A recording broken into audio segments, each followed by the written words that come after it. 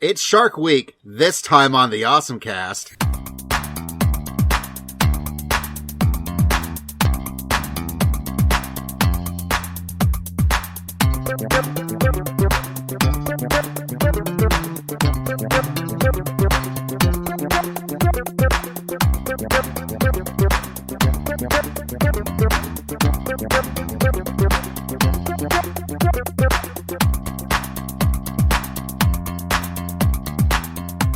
Folks, and welcome to the OSMcast, your podcast for everything awesome. I'm Basil. I'm Kevin. And I'm Douglas. I'm Dylan. Shark Dad! And that's Oh, us. yeah! But we can't get to that good fish meat of Shark Dad just yet. But how is everyone doing lately? I mean, enough. I'm over alive.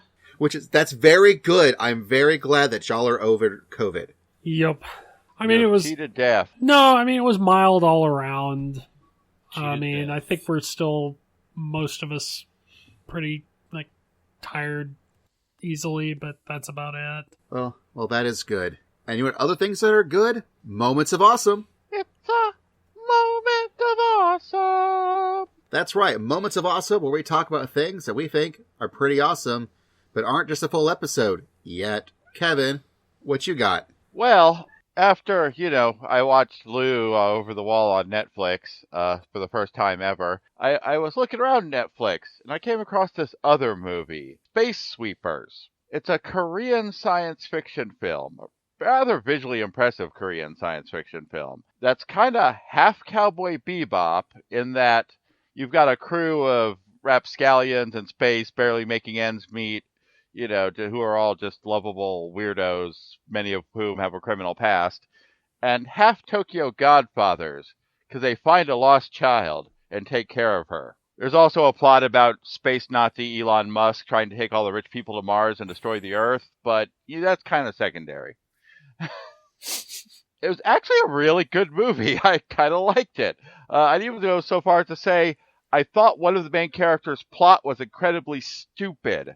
But the actor sold it so completely well, I was like, well, this obviously means something to you, man. I'm with you. Oh, yeah, and Richard Armitage is evil space Nazi Elon Musk. Yes, What?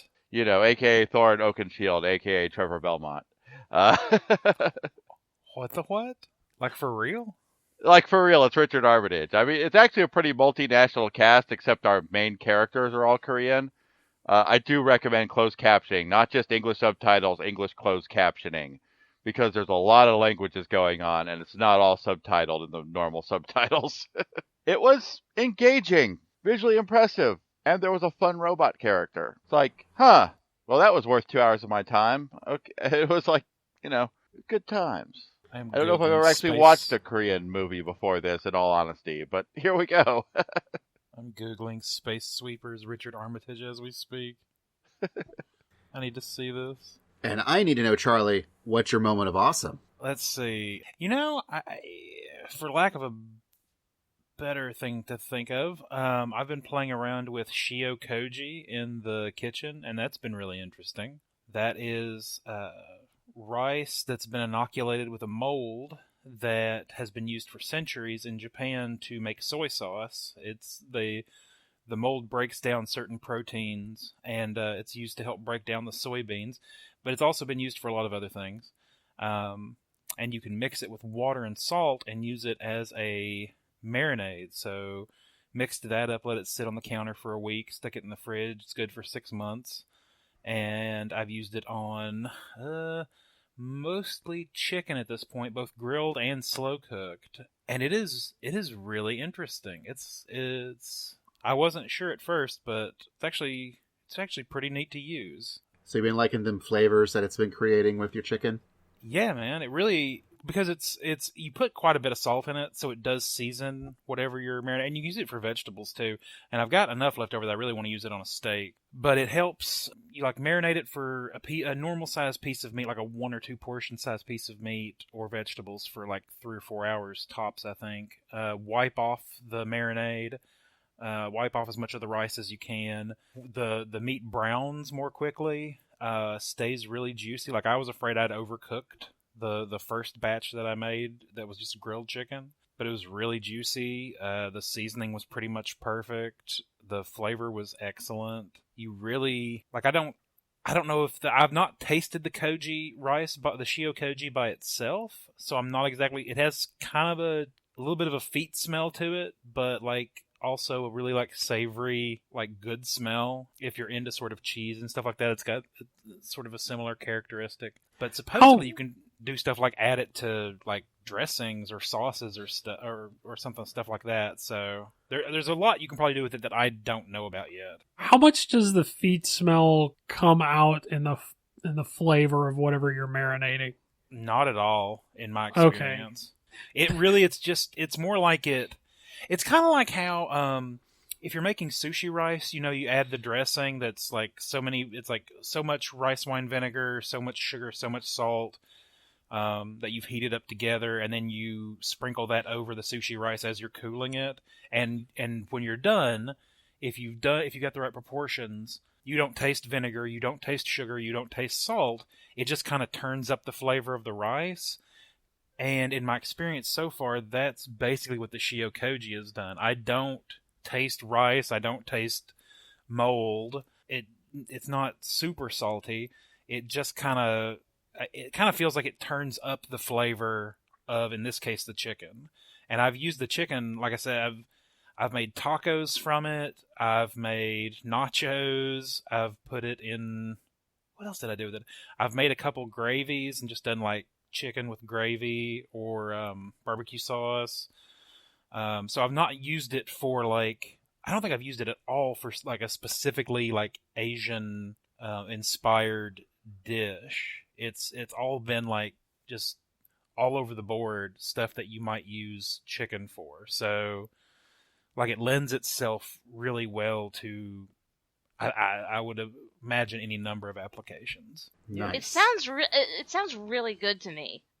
It's worth playing around with because it's not very hard to do. Like I said, it's just the rice, which you can probably get at any decent Asian grocery store. There's one in my town that happens to carry it. I didn't have to order it, and you can order it online off Amazon or something, but I didn't have to.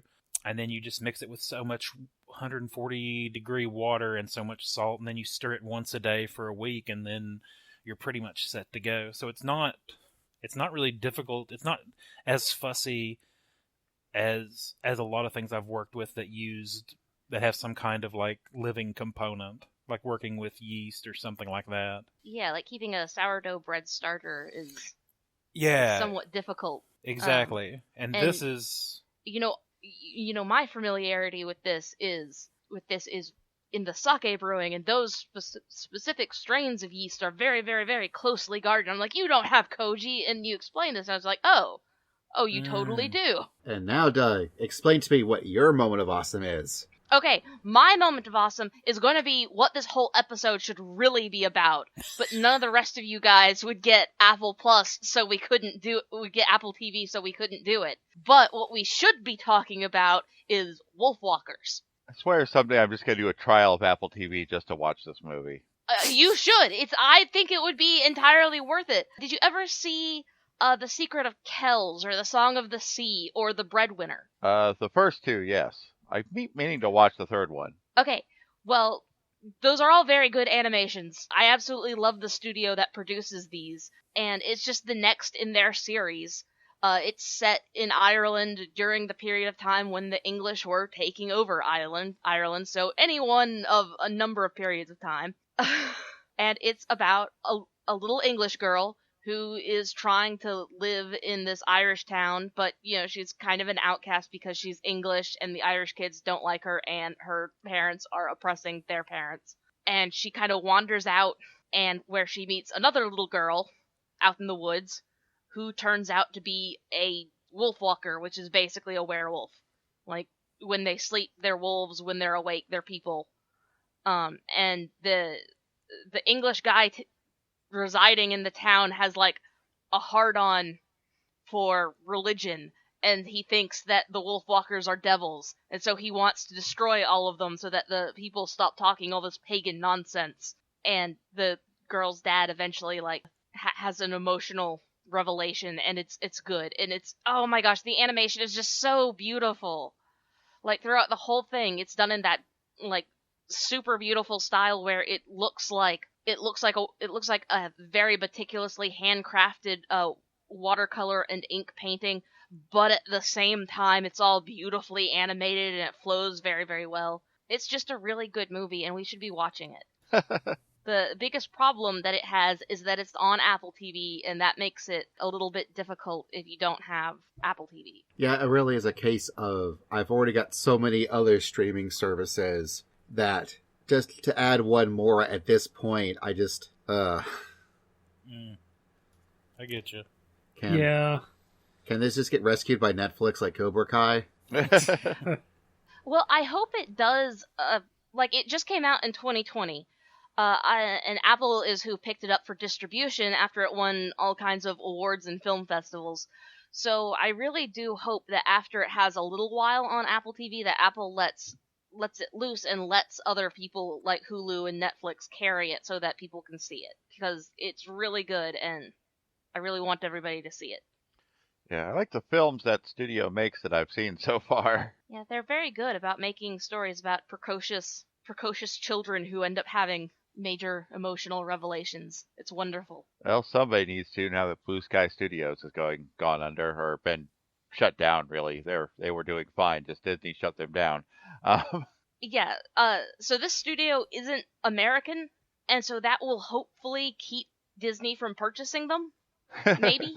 I say hopefully. I'm not reading through it. I'm not sure if they're Canadian or if they're French. I thought they were French, but looking through it looks like they might be more Canadian than I was originally giving them credit for. But, French Canada is still Canada. Looking at it, apparently G-Kids does have partial distribution rights, so hopefully that means, if nothing else, we'll eventually get this on Blu-ray, and I have no qualms in buying this film and watching it on a Blu-ray. Although right now it's just good. I would also buy it, like, if it comes available on Amazon, I would buy it that way. But until then, Dylan, what are you buying on Amazon or whatever you're doing? Did not get this on Amazon. First half of January, I played a game called Moonlighter on Steam. I think it's also on a couple different consoles. And this is a Zelda-style pixel art roguelike where you explore dungeons, you collect items, and then you sell those items in your shop to kind of fund your upgrades and potions and things like that. It doesn't entirely scratch the same itch that Zelda does for me. There's no overworld exploration. There's not really any sort of puzzle aspect to the dungeons. It's just you go in, you fight all the monsters, that sort of thing. But it's really good at what it does. So each night you explore randomly generated dungeons. There are 4 different ones, or 5 different ones actually in the main game. As you defeat each dungeon's boss, the next dungeon in the series opens up and they get progressively more difficult. Each day you sell items in your shop, and there's sort of a mini game where you have to find just the right price so that, you're not selling it for too cheap and depressing demand, and you're not selling it for too much. And what really makes it work is the exploration shop cycle. So you can't quite get everything done that you want in a single cycle. So it's really easy to just keep playing one more round, just one more round, that sort of thing. Mm-hmm. There's also a lot of little mini games, not just the pricing mini game, but inventory management, where you have different cursed items that do certain things and you have to arrange them just right. There's a push your luck sort of mechanic in the dungeons where if you die, you lose all your items. So you have to know exactly when to call it quits. Mm-hmm. they're just frustrating or fiddly enough to be challenging, but it's not so much that you're getting screwed. And I mean, I played on normal difficulty, and it was a challenge, but it wasn't too bad. Nice. Like, I really don't think I've played this game. It reminds me a lot of the Torneko portions of like Dragon Quest IV, where you're a shopkeeper, but then you also have to go into a dungeon to get stuff to be able to then further shopkeep. But now Moonlighter sounds really, really cool. But no, the video game I want to talk about is Control, because that's what I've been playing recently. It's, as of February, if you have lucked into a PS5, it is the PS5 PlayStation Plus game. I don't know if you can also snag it if you're a PS4 user or not. If so, you should. So, but I already owned it, so I'm not 100% positive. Did you have the Ultimate Edition, though? Because this is the one that comes with the extra DLC. So, if you've not attempted to, you should still snag it. As well as anyone listening to this while it's still in February. So, Control is the latest game by the studio Remedy Entertainment. They've done Max Payne and Quantum Break and Alan Wake. Alan Wake's probably the closest thing, especially since Alan Wake is sort of, kind of in the game of Control, as well as like a special guest star, which is interesting. Anyways, this is the fun Warehouse 13 X-Files video game that's just not too creepy so I can play it. Where you play this character, Jesse Faden, who has clearly seen some things in her life and has been trying to figure out where this place is that she needs to get to, and she's found it. It's called the Oldest House. It's where it is the headquarters for the Federal Bureau of Control, which are more or less the X-Files division if, they actually knew what they were dealing with or had ideas. And as she gets there, things have gone horribly, horribly awry, and it is very creepy. Things have broken very bad. All the various artifacts and things that they need to keep in control are not in control, and therefore you must take control. What I'm saying is that they did a very good job naming this video game Control. Yeah. I am playing on the PlayStation 5, so I am definitely taking the 30 frames per second, but also you get ray tracing and the really pretty graphics. And the game plays great. I really like the ability to sort of be able to levitate and control things like objects and then fling them out with the gunplay and the different kinds of guns and killing all the things. And it's really, really well written. Like, it's the kind of writing that's like, oh man, I know you just said, I picked up this gun, I shot a thing, and that was awesome. But they frame it like it's really important. And, man, also they have some of the craziest, like, sometimes someone will just go look and go, orange peel. Like that means something. Yes, that does happen in that game, doesn't it? Like, or, you're a worm through time. And it's like, okay, sure. It's just, and man, sometimes the game just breaks out in like, it almost feels like musical numbers.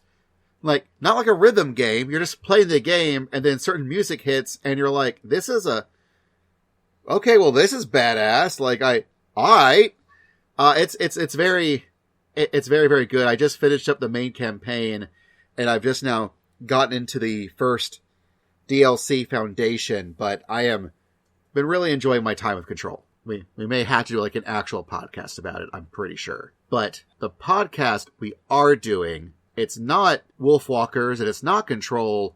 Nope, we're heading over the wall because we watched and we're talking about Lou Over the Wall by Masaaki Yuasa and students Science Saru. We'll be right back.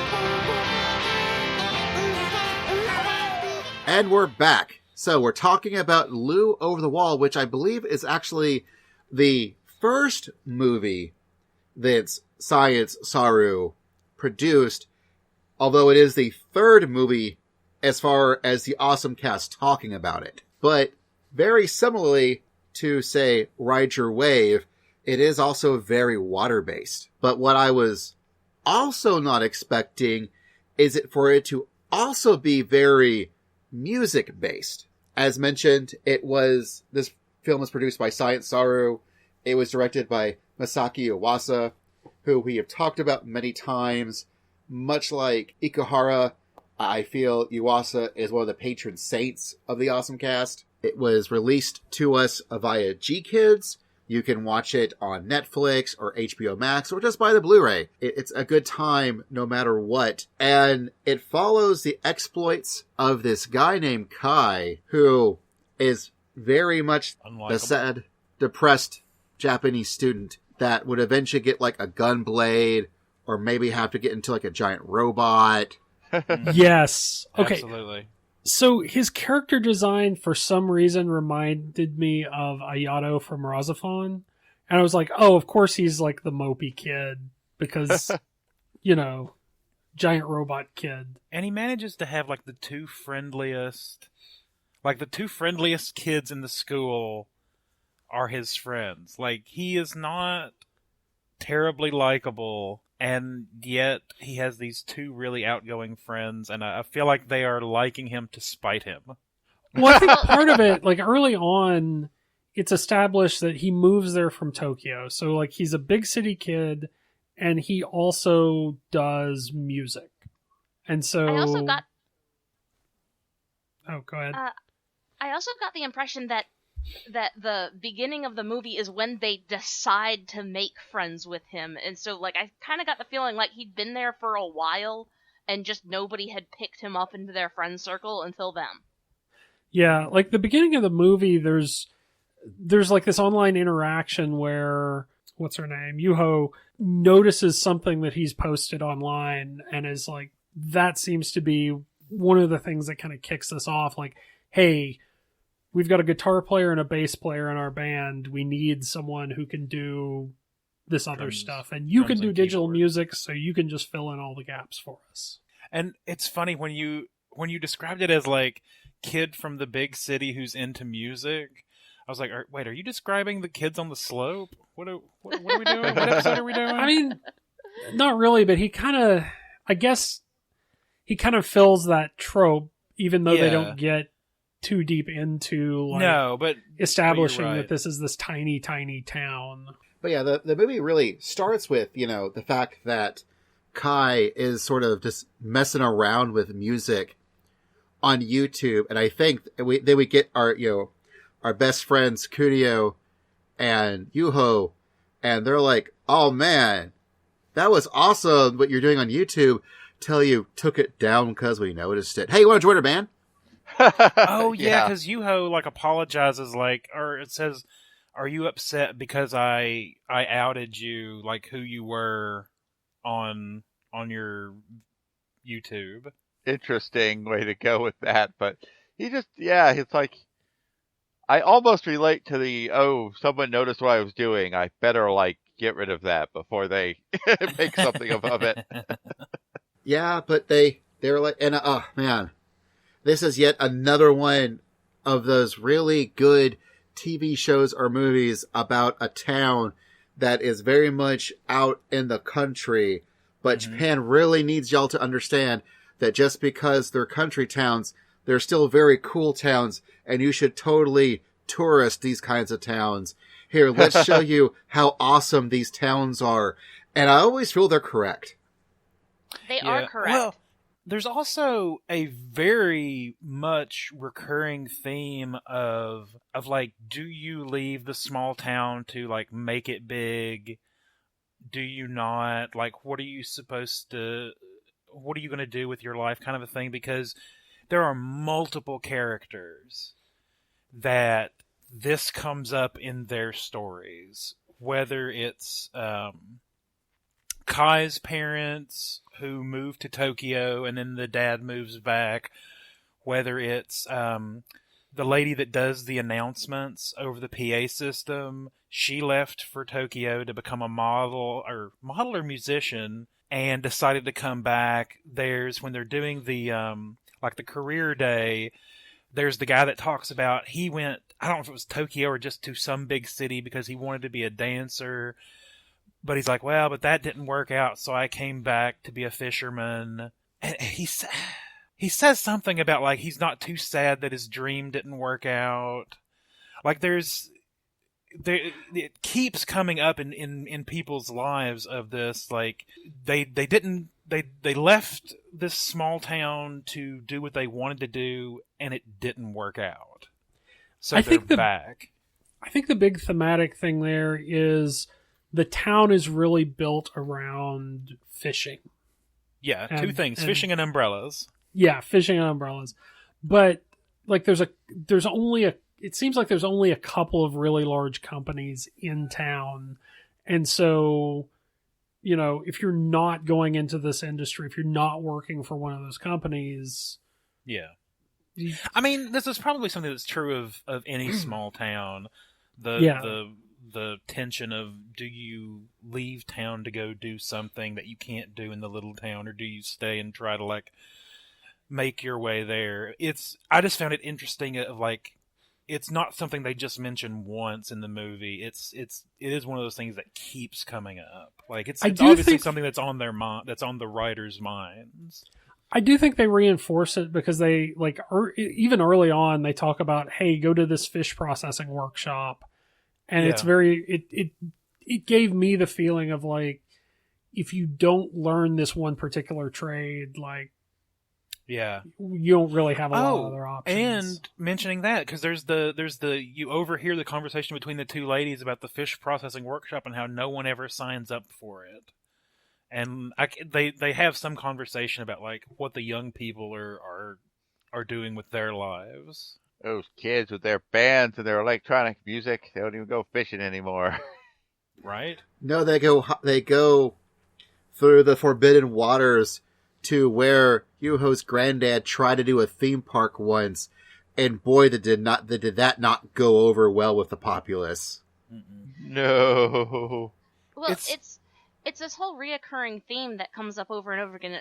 It's okay for your childhood dreams to not work out. It doesn't mean that you're not still happy. Good point. Yes. That does... Yeah, you're right. That's like the other half of that, is the characters that you see in the movie have sort of made peace with, you know, they don't hate their lives just because they've had to come back to their hometown to work in fish or to do whatever. Actually, another interesting thing that I noticed on my second watching was, because everybody talks about the mermaids, but really no one has seen one until you get to like the grandparents' generation. Like the grandparents' generation definitely believes the mermaids are real. The parents and the parents definitely don't seem to believe that merfolk are real. And then the kids, I don't get a good sense of like what they believe. But I found it interesting that particularly like all three main characters, you see all three of their grandfathers. And their grandfathers are all like certain that the merfolk exist, even though like Yuho's granddad has never. He mentions he's never seen one, but he believes in them. Meanwhile, you've got like Kai's granddad, who's like, they are definitely real, and they eat people, and they're dangerous. Yeah. And then isn't it? Oh, I forget the other kid's name. Kunio. Isn't it Kunio's granddad? That's the temple priest, and he's got the documentation about the merfolk, and he tells them some of the backstory about like how the temple used to. They say the temple used to worship. The people came to the temple to worship the merfolk, and I don't know why, but on my second watching, I picked up on that it was the old folk who like actually still believed, and like the parent generation and the kid generation not so much. Yeah, I think early on, it feels like it's playing into one of those stories where, you know, there's a human and they meet someone from this completely other world, supernatural world, and, there's either some sort of misunderstanding or something like that. Mm-hmm. It's using a lot of those tropes, but it's using them in different ways. Yeah. And there's that sort of pseudo-magical realism in that for the older folks, like, this is very real for them. So they're not surprised by the merfolk so much as the kids are. Yeah.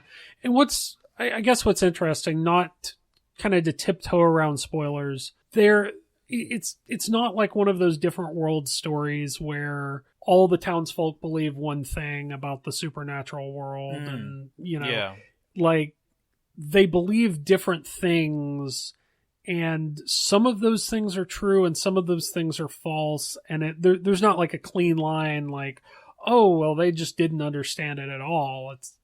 It sort of develops. Yeah.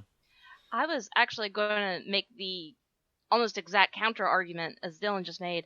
I was going to say that I actually thought that what Charlie has observed is really pretty reflective of what's going on in Japanese culture, just kind of in general. Like, the older generation still believes in all of this cultural heritage and stuff that they know is there for fact, but trying to explain it to this generation that has grown up with technology and with everything ready at their fingertips is very, very difficult, and they're kind of a little bit skeptical.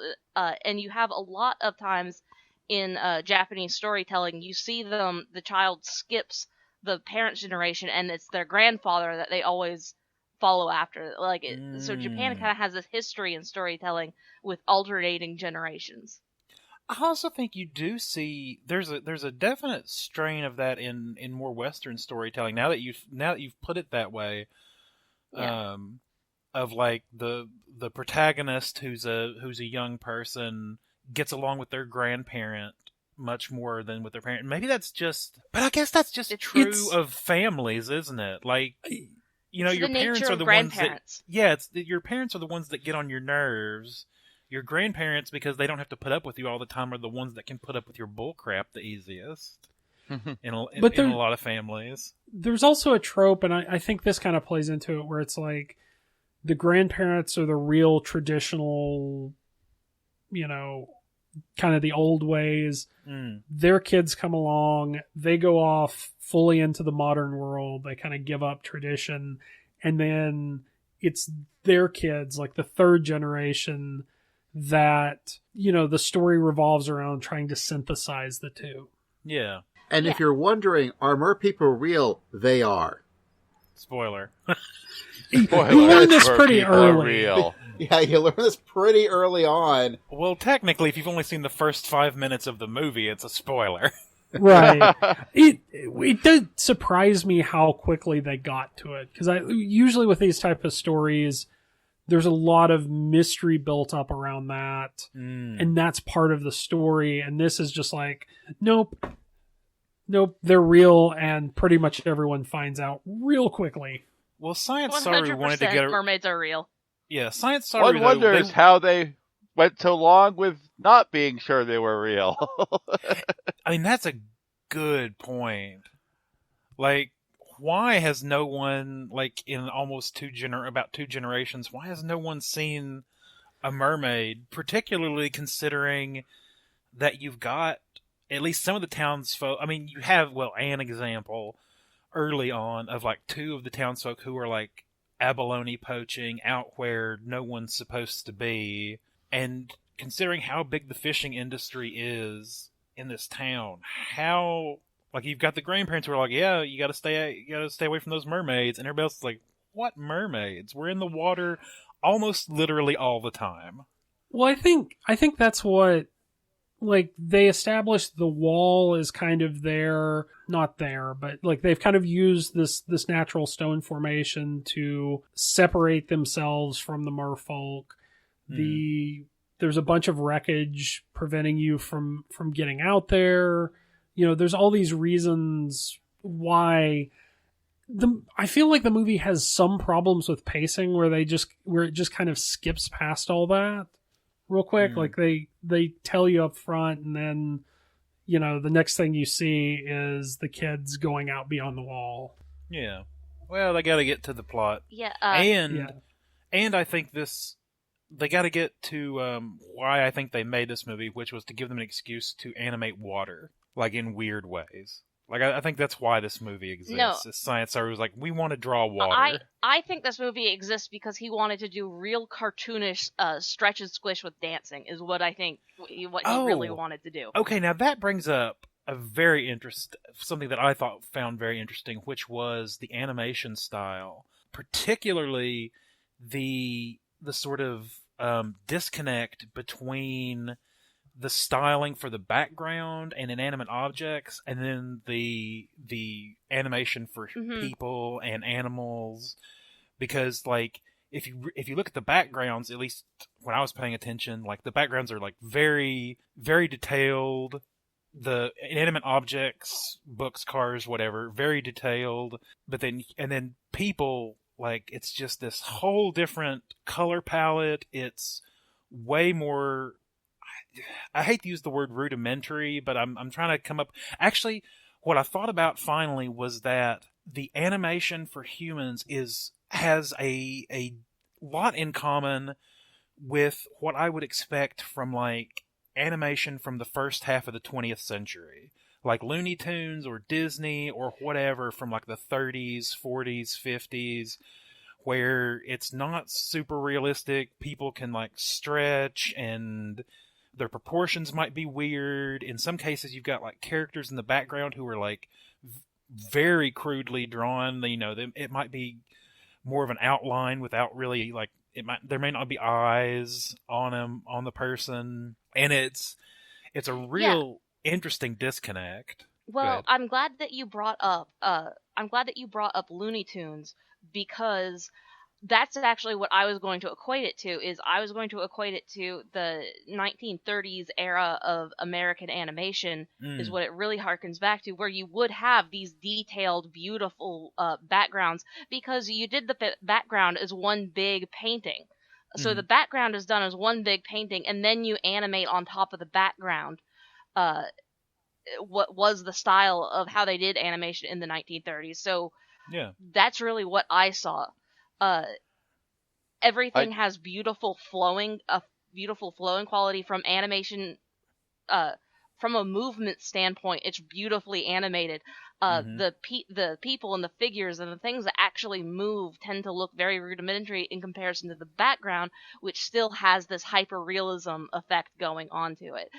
I thought that was a specific stylistic choice, much like all these different video games that go back to, like, the Cuphead style of animation. It is just a little bit like that.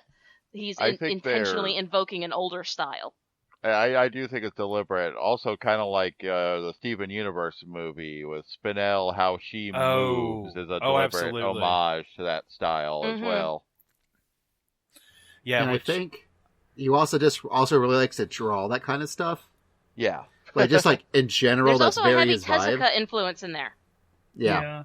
There's a very heavy Tezuka influence if you notice. I think if you look at a lot of Yuasa's stuff, like, I feel like there is this through line of, like, very caricaturish animation for people. Like, because recently I also watched The Night is Short, Walk On Girl, and, like, when you watch the characters swallow as they're drinking, and, like, their necks become extremely distended as they swallow, kind of a thing. Like, that's I don't know if it's enough. I've not seen enough work to say, like, if that's a trademark, if that's like Masaaki Yuasa's or Science Saru's, like, trademark is these kind of, like, slightly outlandish old American style animation. He's definitely developing it into a style. And Devilman Crybaby has the Scooby-Doo run. Yeah.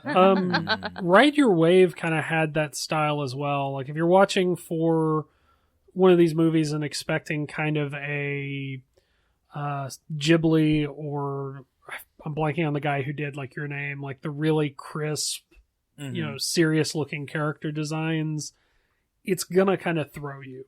Yeah, I do. I really do appreciate that. I mean, I'm sure there are numerous animators, directors, whatever, that are doing stuff like that in Japan. But as far as like what we get over here that becomes popular, I feel like Yuasa and Science Saru stuff like really stands out visually. Yeah, this is more of a Warner Brothers to Ghibli's Disney kind of. Ooh, I like that. That is a good observation. Yes. It's a slightly different philosophy in how they animate.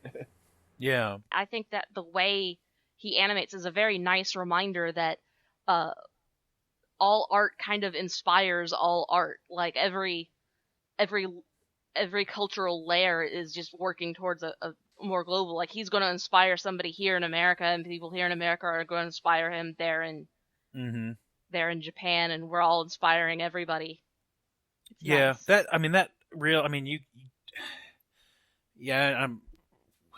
I know one or all of us have brought up the whole like Walt Disney inspired, like Tezuka who inspired, like, and it really is global.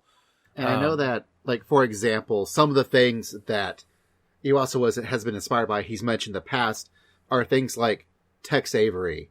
Oh, there we go. The Fox and the Hound. I was trying to think of Tex Avery's name a minute ago. the openings for like Tiger Mask, the Alibaba and the 40 Thieves old Toei 1970s anime film. Like he definitely like he really likes animation for animation's sake. Oh, absolutely. I mean that. Oh, he's a man after my own heart. Yeah, I mean, if you watch, I mean, the stuff that I can think of off the top of my head, like Tatami Galaxy and The Night of the Short Walk On Girl and Lou Over the Wall, like, they are very, like, visually intense. I mean, there's a and you know, by not having to worry about shadows and highlights, he can focus more crisply on shape and line, and have these amazing dramatic movements and make these tremendous decisions with color palettes that maybe he wouldn't have made if he had to focus on like every single frame having a little shadow here or yeah. And I think it is worth pointing out too, bringing up just like how much water is animated in this movie. Like, I mean, obviously it's a seaside town, but particularly like when Lou shows up and the way she controls water, like you have like cubes of water, and like it was really just like, let's think of all the different ways we can do this. Like the shots, particularly during like the swimming test, you see, you know, numerous shots where it's kind of like they're trying to emulate the camera being both above and below the water, so you're capturing what's happening above and below at the same time, and how the water interacts as it's moving, and it's really gorgeous. Curiosity question, though. When did Ponyo come out in relation to this movie? 2008. This movie came out in 2017. It does have some similarities. It does have some similarities to Ponyo, doesn't it? In fact, people had brought it up to Yuasa, and he was like, yeah, you know, I guess that makes sense. Apparently he realized he thought about it near the end of the production of Lou Over the Wall. He does think about the influence on him of Miyazaki, but he also very much mentions Takahata's Panda, Go Panda, Raide Circus. So even he's like, Miyazaki's great and amazing, but y'all, Isao Takahata is where it's at. And he's not wrong. Well, I mean, there are a lot of similarities between these two movies, enough that when I was trying to describe this movie to my anime oblivious mother, she kept saying, "Oh, I've seen that movie, Ponyo with the red-headed fish girl," and I was like, no. Different. She's green-haired, and it's different. It's by a different guy. Look, one has Liam Neeson banging the ocean. The other one has Shark Dad. Well, we also have Kai, our very sad and grumpy, you know, squall guy, who gets over it by meeting his manic mermaid dream girl. You're not who wrong. kind of talks like Hatsune Miku. She does kind of have a Vocaloid voice. And she just really, really likes dancing. Yeah. It's when he first hears her singing, and those little gears start turning in his eyes, and he like smiles for I think the first time in the movie. And then just starts dancing like a goober. crazy. That's what I tweeted out. That's what I tweeted out, man, when you're watching the Yuasa movie and that magical weirdness kicks in. Mm-hmm. He starts dancing because apparently Merfolk can make people dance or can control people's bodies. Apparently they can compel people to dance, and she is herself compelled to dance when she hears good music. You know, completely not terrifying, being able to Right. control other bodies. I really enjoy just how kind of alien Lou is. Like, Yeah. she is not human at all. She No, is it's- not it's- like a cute little sexy mermaid girl. This is not Little Mermaid or No. any adaptation of that. She is a really cute little mermaid girl, but it's a really alien kind of cute. Like, Yes. there's a point where he shows her like the animal shelter where abandoned dogs have been taken, and she frees the abandoned dogs, and there's a moment where you're worried she's going to eat them. Yep. And it's a legitimate concern. That actually Don't- one of my favorite visuals is when like she's up on his shoulders looking in the window, and then she looks down at him and makes a biting motion, and she has sharp teeth. And I'm like, Yeah. oh crap. And it's weird because you're like, the way she talks, the way she moves, it's not clear how much she actually understands early on, and I'm not even sure how old she's supposed to be. Yeah, makes I it was weird. freaked out by that too. Like, I thought she was like a lot younger. I thought she was like little kid age. Yeah. And so, My assumption is that was always that she looks very little, but she's probably very old. That does make sense. And That- I have Because the thoughts about aging this for the that should mermaids prob- is definitely different. I Yeah. have thoughts about this that should probably go in the spoiler section, but Gotcha. Yeah, okay. And so the general plot for a good chunk of it is watching, like, Kai opening up, actually becoming friendly, and him and Lou becoming friends and getting closer, and sort of showing Lou what's out here in this side of the world, you know, outside of the ocean, and them just both sort of opening up to each other. yeah, it's a sweet movie. Mm-hmm. And then everyone dies. And then everyone dies! not everyone. And then the murders began. So Yep. let's... The murders! It's the murder. Our new song, Mermaider. It's about mermaid murder. Mermaider. All right, let's take There a are no- break, and we're coming back with spoilers.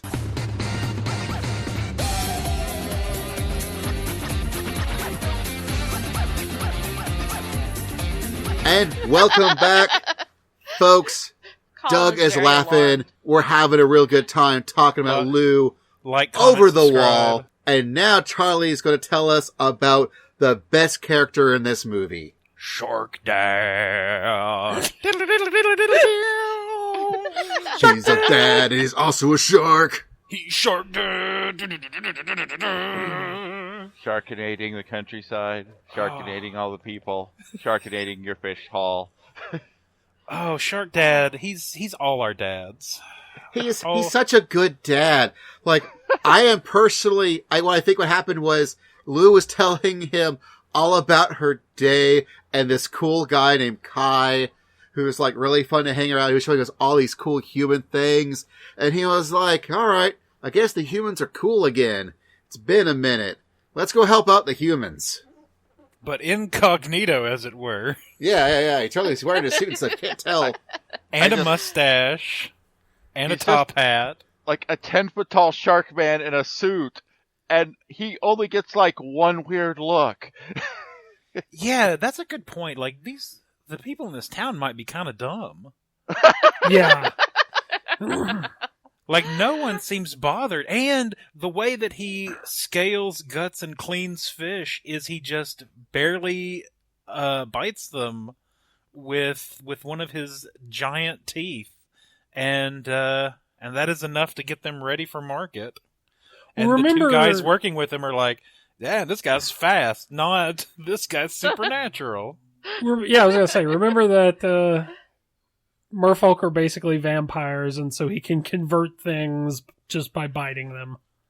Well, okay, so that raised a question that me and Barry went to bed that night, like, bickering about it. So the fish that the shark dad prepares, he bites all of them, thus turning them into some kind of merpeople, so they're now immortal, so even after they get, like, gutted and have all their meat stripped off, they're still somehow alive. Is the meat gonna grow back, or are they forever skeleton fish now? That's an excellent question. And as long as they dance, they don't care. Yeah. Yeah, I would posit... you would almost have to posit just for the sake of... Well... I'm about to argue that there's some sort of internal logic, which no, of course not. It's Science Saru. But for internal logic, you would think, like, people would have figured out merfolk exist if there were a bunch of undead fish swimming around. So you almost have to assume, like, eventually they regenerate into normal fish, or otherwise just thousands, tens of thousands of years of merfolk culture would have generated a huge population of skeleton fish. Well, okay, that would have been found. Maybe merfolk eat the fish whole, so they like eat all of the fish. Oh, so maybe if the fish gets ingested by a merfolk, then it like truly dies and it doesn't like come back immortal forever. Yeah, being bit is clearly not the same thing as being eaten in the story, but I almost think there's a level of thought we're putting into this that the characters deserve. Well, the characters don't. Like, really, the fish processing thing, it's almost this... The characters do put this level of thought, because later when they start pulling up fish that are just bones in their nets, they blame the merpeople. And they're not wrong, but they're not right either, like... I guess what I mean is they start, like, these are kind of the rules of the supernatural world kind of being inflicted on the normal world, right? Yeah. And no one's, like, it doesn't seem like the merfolk have thought about this, of like, what the hell happens once you finish eating it? Well, the fish goes running out the door of the restaurant, catches fire, and by the end of the movie you have just like swarms of skeleton fish dancing around town. Like, what's wrong with that? And that's why I feel like everyone's in a Lovecraftian horror story, but none of the humans have realized it. Well, the humans are they're busy doing their own thing, Kevin, because the actual conflict isn't really with the merfolks. It's actually two different sets of humans. Yeah. There's the fish processing humans who are like, this is awesome. I'm now serving out, the real good sushi that tastes like super like fresh. Awesome. And then there's these other guys who I think are like more like the parents' age, who are really annoyed that their business is getting screwed over because everyone else is now hanging out with the fish processing merfolks. I also think there is a separate conflict that's just the rules of the supernatural world, which aren't really being exploited by the humans. Like, that's not the driving factor, kind of driving plot.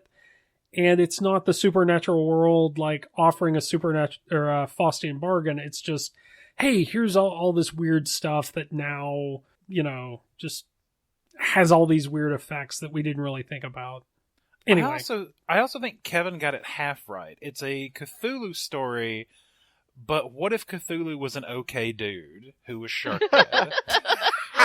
Like, this What? really... I think a lot of things make more sense if you want to think of it as a Cthulhu story of being like, yeah, but Cthulhu's like a chill shark dad who likes to help out the local economy.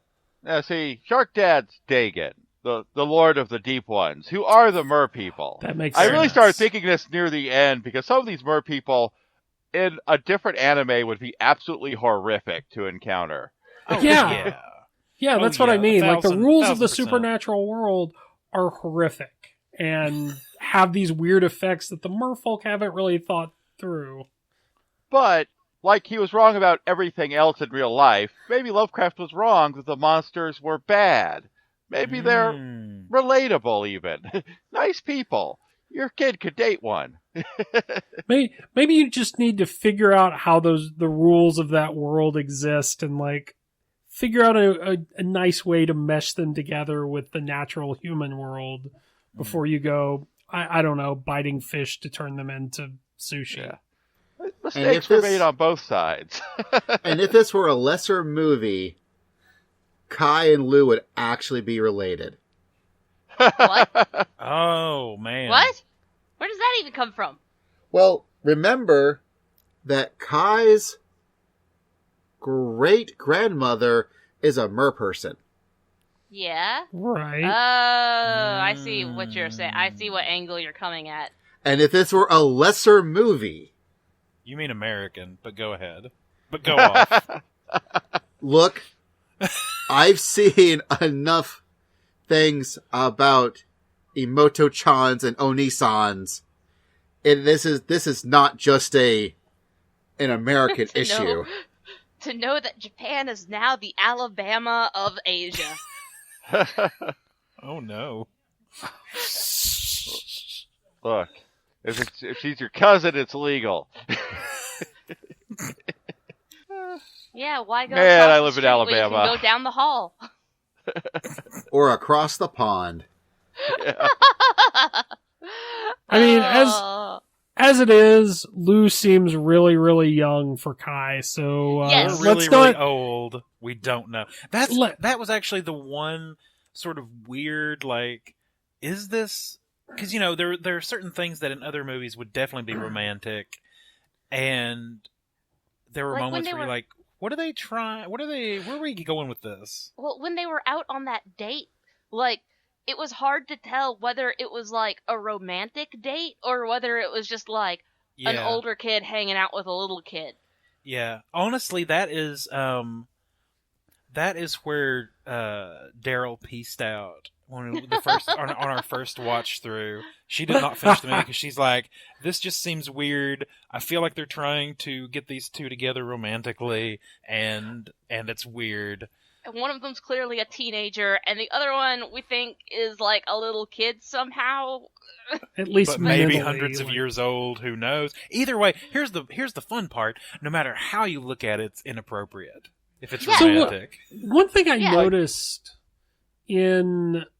So I listened to the dub, but I had subtitles on. Mm. And I feel like towards the ending scene, the subtitles are like Kai confessing his love. I think he actually says Yeah. something about how he loves. I feel like the Yeah. English dub took it in the other way of like, everyone's your friend, Lou, you know, Okay. and like, I feel like someone had that moment of like, we can't do this. Yeah. Yeah. Yeah, he in the Japanese, he totally had the, like, I love you and I want to be with you Yeah. speech. Mm. That's And why this movie and Stuart Gordon's Dagon are the exact same film. And Lou responded by peacing out, and now mermaids are gone. It's like, yeah, I was just like, I like you as a friend. Look, I know I can't form hardly complete sentences in English. This was not what I was going for. Well, yeah, because at the end of the film, like, you get this weird, like, human fight, and they hurt Lou and her dad to the point where they enact the curse of the town. That means the town gets drowned because you weren't supposed to mess with the merfolks. Which, Yeah. also, by the way, this means that this curse is completely unrelated to the merfolk, because the merfolk folk show up in droves to help the humans. So, Yes. clearly they're not controlling the curse. Yep. Which, like I said, that's weird because in a lot of stories like this, you would have a direct conflict there between like the humans and the merfolk. They didn't. It would have made sense for Lou's dad, like with how badly Lou got hurt and how badly he got hurt, to enact the curse, and then the solution would be trying to like calm him down. But no, like he clearly doesn't have any control over it either. Yeah. Yeah. It was also weird because I felt like when the water started rising, it was rising pretty slowly. Like there wasn't the sense of urgency that you would get in a lot of other movies. Mm-hmm. And like I said, I think that reinforced the feeling with me that it's the world itself that's kind of the source of conflict. You know, like they're both freaking out and, you know, both sides are trying to figure out what to do. And it's not apocalyptic so much as it just kind of forces everything to, okay, we're going to get people moved out and then everything's going to return to stability. Well, at the beginning of the movie, everything is so dark and gloomy because the town is literally situated in the shadow of that seawall. Mm-hmm. And by the end of the movie, that wall coming down, that's the reason why it's so bright and sunny. And I think that is a huge metaphor that the movie is trying to make. Is that walls are bad. Okay. Walls are bad. The Titans are just going to climb over it, y'all. I mean, really. Yeah. Oh, that's another conversation.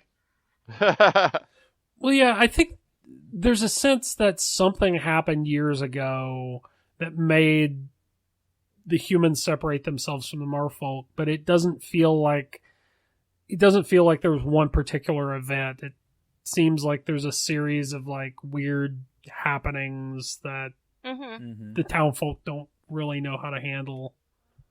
Well, like they're always making a big deal throughout the movie about how sound really really carries and echoes around in the town, and even the whole thing with the announcer lady having to speak very, very slowly and put a pause between each word so that she can let out the echo before she gets on to the next part. It's all because that town is in that big, like, fishbowl. Like, everything echoes all around. And they break one of the walls, and it's good. Like, I bet the announcing actually probably has an easier time now that the wall's gone. Oh, you're probably right. Questions about Lou Over the Wall from listeners like you. And by like you, I mean our friend Tobias on Twitter at Reverend_Tobias. Thank you, Tobias. Always good for a question. That's right. And his first one is, everyone friend? My answer everyone friend is no. Not everyone friend. Not. I mean, if you're listening to the English dub, everyone friend, not Kai in love with Lou. Well, even Granddad was friend at the end. It's true. Like the two grand folks, were like, they ate the folks, and then the folks were like, nah, dude, we ain't ate. We just mur now. Which really makes you could have told us that decades ago. Exactly. Well, they also made a point to show in their past how the merfolks were trying to do that, and instead the humans were getting freaked out by merfolk. I mean, it is kind of terrifying if you think about it. Like, there's good reasons that Granny Octopus thinks that the merfolk eat people. Because based on all available data, a person could piece that together. It's horrifying. It's horrifying that Lou can just make a whole bunch of dogs, merf dogs, and take them with her. Also, it's important to notice that the Murdogs gain some extra level of sentience from it. That is true. Yeah.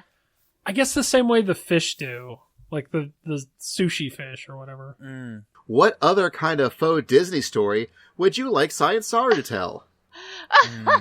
I've thought about this, and my answer is Moana, just because I enjoyed watching what they did with water. Like, maybe, you know what? I bet they'd love to do it again.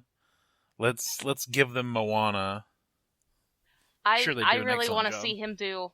I really want to see him do a version of Swan Lake. Like, I really like that one anime with the ballerinas. And Princess now I Tutu. want to. Yes, I really like Princess Tutu, and now I want to see this guy do Princess Tutu. Only not Princess Tutu, something different. Even though Princess Tutu is amazing, I Yes. actually bought it for myself for Christmas this year. Oh, Like, I it's watched so it good. years ago, but yeah. Back when rentanime.com was a thing, that's how I watched Princess Wow. Tutu. But anyway, Oh. Swan Lake's a good choice. My faux Disney story would be Mazinger Z. Wait, what? Yeah. I really want to see Go Yuasa ahead. tackle Mazinger Z. I would like to see Yuasa try his hand at anything mecha, just because of that, like, one episode of Eizouken where they did their little mecha movie. Yeah. You know, the interesting thing, this is kind of a diversion, but I feel like a lot of the dancing scenes reminded me of the dancing scenes in Eizouken when the UFO wars. Oh, yeah. Like I kept that involves underwater people, too. I kept seeing the dances. I'm like, I've seen that particular animation style somewhere. Where have I seen it? And then it clicked towards the end. But okay, you're right. I'm changing. Well, I still want him to do Mazinger Z, but Hamilton. I don't know what counts as a Disney story. I don't watch a lot of Disney. Has Yuasa done a musical yet? So by this logic, I want to see him do Muppets Take Manhattan. No, Kevin, Magic Flute. Magic Flute. Come on. Let's see Yuasa do some freaking high opera. Actually, that'd be kind of awesome, probably. I'd like to see some anime creator tackle animating an actual opera. Now that I think about it, that would be interesting.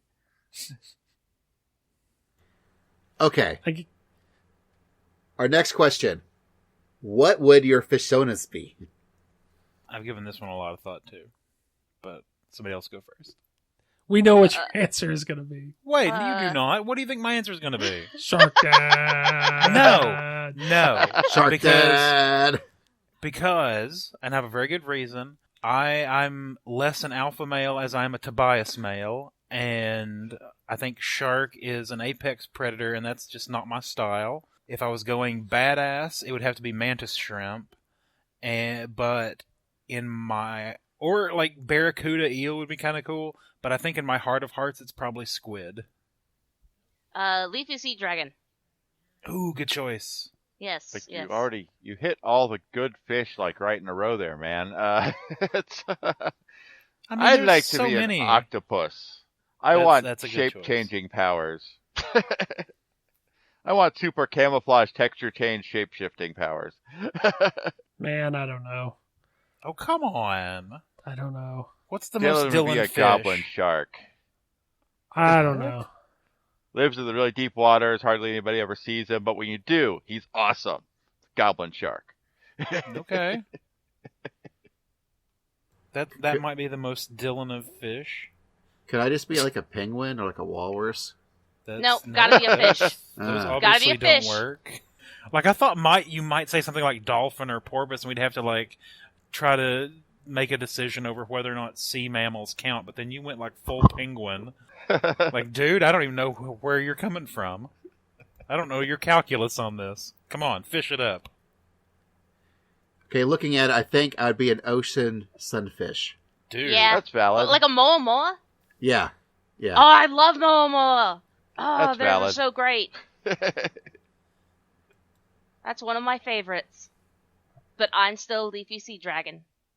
Yeah. I'm trying to figure out which half of you would be the sunfish. Because they got a real odd shape to them. They don't lend themselves real easily to just having half a human hanging off of them. It's fine. Science will figure it out. They probably Some of will, these that's bird true. creatures didn't really either. They were weirdly shaped. You'd be a full-on fish. I mean, Yeah. But with But- legs. The question now is, Or What's just like the Basil's most- head inside of a moa with like his arms sticking out right like above or below the fins. like a Slayer's fish guy. Yeah. Yeah. Okay, The no. best fish guys. What's the most terrifying part of the dog vampire mermaids? There's nothing. It's just delightful. everything. No. She just randomly decides, you know what? These dogs, I'm going to turn them into some sort of horrifying immortal fish creature, and there's not a thing they can do about it. Look, they were just going to put these dogs down. They weren't getting homes. I'll give them homes. Yeah, you know this was a kill shelter. Yeah, the ability to levitate cubes of water, I would say, is the most terrifying thing about them. I would argue Yeah. you never know when they're going to squirt water at your window. And so that's No, going to be that's- the terrifying part, because you never know when they're going to say hi. Yeah, you know, some That's- you presumably gave the expensive introvert answer. electronics got wrecked in this movie. Yeah. Oh, yeah, because that first scene where the water comes all the way through the house. And Well, like the next Yeah. scene, you see all the boxes of books. stuff.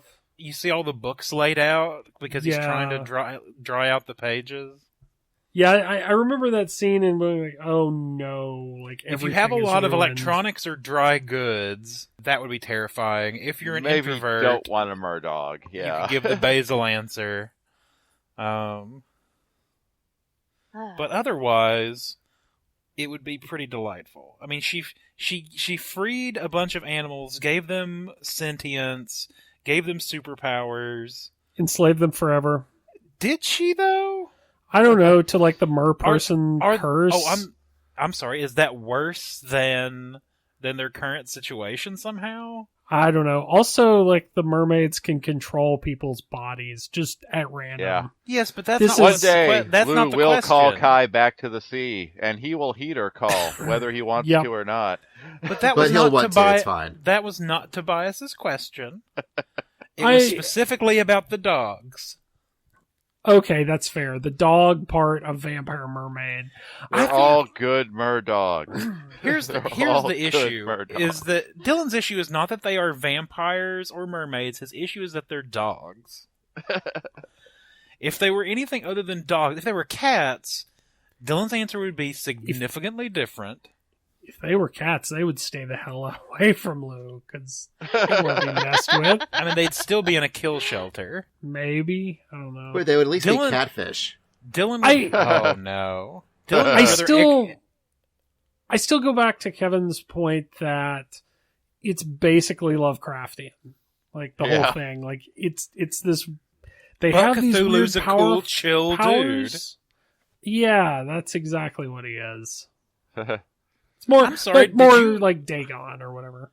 Was there an evil otherworldly god in this movie that I missed that you saw somehow? No, Shark see, okay. Dad. The thing Shark that makes Dad. it, the Shark Dad thing was- that makes it Shark Dad was a Lovecraftian. cool, chill hang. He's a cool dude, helps out the local economy. I won't hear anyone talk crap about Shark Dad. So- I will come through this podcast and strangle someone. So the thing that makes it Lovecraftian is not that the merpires are evil. Just like the elder gods are not specifically evil, they are so otherworldly that they don't, like, they're almost indifferent Okay. to They the don't horrors abide that by they're- your morality. Yeah, I haven't that had a they're good other visiting place on to say humans. this, but anyone else notice that Shark Dad had these little remoras hanging off of him, and later in the movie they Yes. turned into human faces? Yes. Yeah, mean, I heavy implication that those remoras are mer people. Like I that assumed that was kind of creepy. Just I a little assumed it bit. was some sort of origin thing, like we'd find out how he got turned into Shark Dad, and we never found out. I just assumed He he was was always always Shark Shark Dad. Dad. You don't become Shark Dad. You're born Shark Dad. So, Did I become Shark Dad? well, I feel the next question leads into more of this talk, because his last question was, in the eventual Science Saru versus Capcom game, what character from Lu Over the Wall is represented, and what would their special move be? Clearly the character that needs to be in a fighting game is Shark Dad. Lu would be the character. Shark Dad is the finisher. I think it's obvious. I think you've got it switched around, Kevin. Like, Lu is like the special bonus character that creates an effect, like everyone suddenly having to dance. Here's my issue. As much as I love Shark Dad, he's too powerful. Like, dude, have you seen Marvel vs. Capcom games or Tatsunoko vs. Capcom? You have Gold Lightan. But, everyone's going to play Shark Dad because Shark Dad is unbeatable. You hit one button and you've won the match. He's Shark Dad. No items, no weapons, only Shark Dad's Final Destination. It's fine. Only Shark Dad can stop Shark Dad. No, I feel like the character is still Shark Dad, but it's Shark Dad in the suit. Like, he's one of those weird characters from, like, Street Fighter 3, you know, like the boxer with a mustache or whatever. I feel like there's some, you know, and he swings around his briefcase as his attack because he's just this weird novelty character. And then when his power meter builds up, you can unleash his ultimate, which is just sending the waves of, like, bonefish at people. My thought was that Lu would be the character. And, like, her Hadouken style move would be, like, the square of water. And, like, one of her finishers would be, like, calling down a flood of dog fish to bite your enemy. I just think her ultimate would just be her making a little cry, and then suddenly, like, a 20-foot-tall flaming Shark Dad comes out of nowhere and pounds you. Oh, crap. That would be pretty badass, actually. I think both characters could be in the game. Like, why not both? I'm trying to come up with a reason that Kai should be the character. And you can't. Because he is an anime hero without a giant robot. Like, he plays music. One of his moves is he plays music, and that summons Lu. Unless his giant robot is Shark Dad. He could kind of be a Phoenix Wright sort of character. Like, he just kind of plays his ukulele, and somehow that beats you up. Okay, but Basil just said giant robot Shark Dad, and I think we really need to consider this because it's a beautiful idea. Giant robot Shark Dad piloted, by Shark Dad. Yes. Oh. Double the Shark Dad. Oh, so good. So good. He will raise your children, he will raise your robot children. He can do it all. He's Shark Dad with robot Shark Dad. You thought you wanted Mary Poppins. No, you want Shark Dad. Hell yeah. Wait. That's the Disney movie that Science Saru needs to do next, is Mary Poppins with Shark Dad. We've solved this one. Sorry, I hate to end right here, but we can't go up from here. We've hit the top. No, I think we've busted this case wide open. You're correct. All right, I'm going to go first. Awesome of awesome. Shark Dad of awesome. Y'all have fun. Well, mine's Shark Dad out of 10 Shark Dads out of Shark Dad. A giant robot Shark Dad out of a giant robot Shark Dad. That's a good score. Actually, I do want, before we finish up talking about this completely, I do want to point out that our household was extremely divided on this movie. Like, me and Basil watched it, and we looked at each other and were like, this was amazing. This was so good. But before we could even say any of that out loud, Barry and Anna kind of stood up and were like, oh, I can't believe you made me watch that. If you had to pinpoint, like, one thing that was their problem with it, what was it? If I recall correctly, Anna was really bothered by the proportions of all the people. No. Anna liked this movie just fine up until the very end, and Lu disappeared and was no longer hanging out with Kai anymore.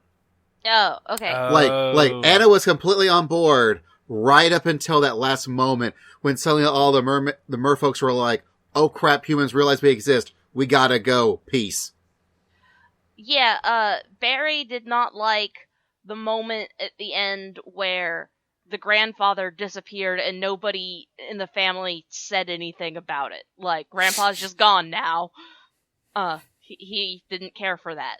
I think the problem in both cases is just the kind of stories that Masaaki Yuasa likes to tell. Yeah. Yeah. Like, they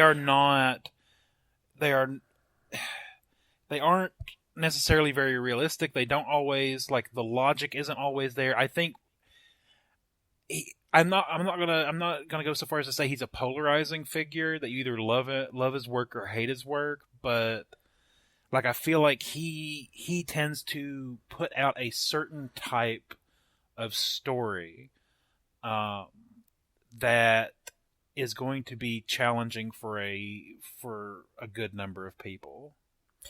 Yeah, I think that's where I came down on it, because I didn't hate it, like, even at the end, but it didn't grab me the way a lot of other stories that kind of play with this sort of fantasy did. And I think a lot of that, like I said, was it's playing with a lot of the tropes from, you know, the stories where you've got two people from different worlds meeting. Mm-hmm. It doesn't hit the same story beats. It kind of does its own thing, which is interesting, but it kind of throws off the pacing you would expect, right? Mm. And I can kind of see, like, it's not bad. It's just, you know, Well, different. I kind of felt like in order to enjoy this movie, you had to be comfortable with a certain level of pleasant nonsense. I was actually just about Yeah. to say you have to be okay with a certain level of weird for the sake of weird, and I think Yeah. we're saying the same thing. Yeah, Yeah. I think we are. Just like delightful little nonsense is going to Yeah. happen. It's weird. There's no meaning to it. It's just weird. Yeah, there's a little bit of absurdism, Yeah, and and you're either down for that or you are not. I really get down for that. Like, sometimes Yeah. I get upset if things don't have enough of that. So I, as I said, really enjoyed this. I think this might be one of his best works. I think this might be the best work of his that I've seen thus far, and it's very, very different and much more childish. I was just thinking, as much as I like, or as we've been talking about, like, what constitutes like a Masaaki Yuasa Mm-hmm. thing, it just reminded me that I'm pretty sure he directed Japan Seeks 2020, which is probably a huge departure from anything He that did. we've seen of his. Like, oh wait, maybe he doesn't do the same thing all the time, and I'm not going to watch that.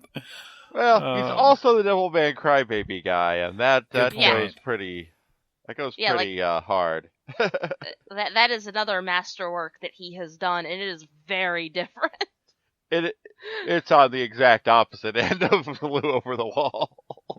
Yeah. But yeah, it's delightfully nonsensical, like a Miyazaki film, but it's also different. Well, It's- I feel that Miyazaki films, he's not willing to go into this real, like, cartooniness that animation can provide. Like, Yeah. he definitely wants to do over the top amazing things, but the stretching and the pulling and the complete, like, absolute insanity that you can get up to with animation to tell a story.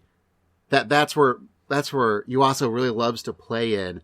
But Yeah. even so, like, we've talked about all sorts of things just from this movie about, you know, small city life versus big city life. The concept of how generations handle things, you know, opening up, closing off, you know, opening the wall. You know, there's so many different things that's a part of this movie that he has told in a matter of only like 2 hours that is still pretty dang impressive. So for as much as it is delightful nonsense, there's also just so much story and so much meaning that one can glean from it. True. Very true. Very true. Yeah, I feel like a lot of the aspects of the world could have been delved into if this were a series that kind of got passed over that to the point of like we missed some of them, like the faces on Shark Dad, or how the wall was used to keep the merfolk out and stuff like that. But I also wonder if do we really need to know that, or would that just be helpful lore? And if it is helpful lore, how much lore does become unhelpful lore? Well, for everything you explain, you lose some of the nonsense. Yeah, like I'm not saying we need the origin story. I'm saying you could take some of these mechanics and you could flesh them out into something a little more dramatic. Yeah, if you weren't Masaaki Yuasa, you could. Yeah, a different director, different writer could take the same story and do something very different with it. I mean, as Dylan's pointed out, you could, and Kevin, you wouldn't have to change too many things to turn it into a horror story. Yeah. Yeah. Like a lot of the groundwork, the framework is there, but instead of being delightful, just make everybody scared of what's going on. Yeah. I mean, they already kind of are, but I'm like, make it justified. Instead of Baby's First Shape of Water. Oh, no. Oh. No, Kevin, never again. We will not speak of that. Man, Kevin, you really need to watch Star Trek Discovery, is all I'm saying. I do, but once again, it's on a streaming service I don't have. Dude, he's so good as Saru. Like, man. I do like me some Doug Jones, and I don't mean former Alabama Senator Doug Jones, although he's cool too. Oh, politics, guys. Politics. All right, well, before we get to that, folks, this has been the OSMcast, your podcast for everything awesome. We're glad that you've been listening to us so far. So you can find the OSMcast at awesomecast.com, also on the various socials like Twitter and Facebook, mostly Twitter, at OSMcast. You can find me on Twitter at It's Basil Time. You can find Kevin on Twitter at Twitless_Kevin, Dylan at Dylan Wolf, Charlie at _sommelier, and you can find Doug on Redbubble under Imitsu. Our theme song was composed by James, our good friend DJ Nabito.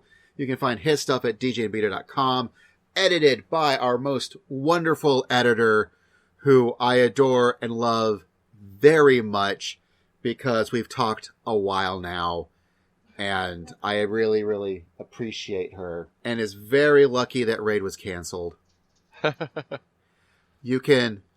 We welcome everyone to join our Discord so that we can chat with y'all in real time.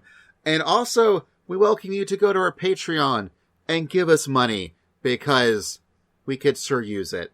And I think if you give us money, we'll be forced to invent tiers. We have tiers, but we might actually have to do stuff if we actually get enough money for things. Who knows what that would entail? Nudes. No. And what level do I need to be at to get nudes of everybody? Of everybody? I don't know. Yeah, give me a dollar amount that I need to pledge on the Patreon. Nah. Give me a tier for lewds and a tier for nudes and a tier for nudes that mean noodles. For 20, I'll give you nudes of my dog. And if you're looking for nudes that mean noodles, we have a food channel in the Discord where you can post all your cooking photos. It's true, you can. Yeah. So definitely do that. Join the Discord. And until next time, we'll see you later, but we're out.